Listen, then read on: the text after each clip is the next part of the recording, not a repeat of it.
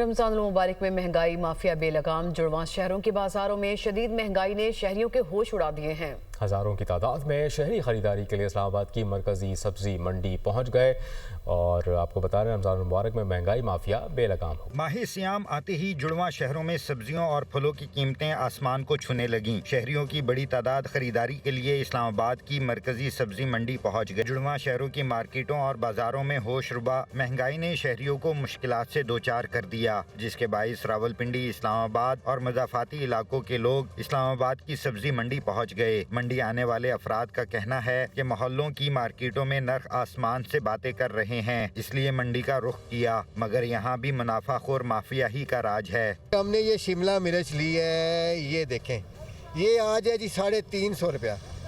اس کا کوئی check and balance ہے کہ یار یہ کون پوچھے گا ان کو، یار یہ 350 روپیہ کیوں بیچ رہے ہیں؟ یہ 150 پونے 200 روپیہ عام روٹین میں چلتی ہے۔ یہ 3 دنوں میں یہ ہے۔ یہ میں نے ایک بند گوبھی لی ہے، زیادہ نہیں لے سکا کہ یہ اس کی قیمت اب ہوگی 300 روپیہ۔ غریب بندہ بھی کھائے نا، ہر بندے کا روزہ ہے نا، تو یہ حکومت کو اس پہ ایکشن لینا چاہیے نا۔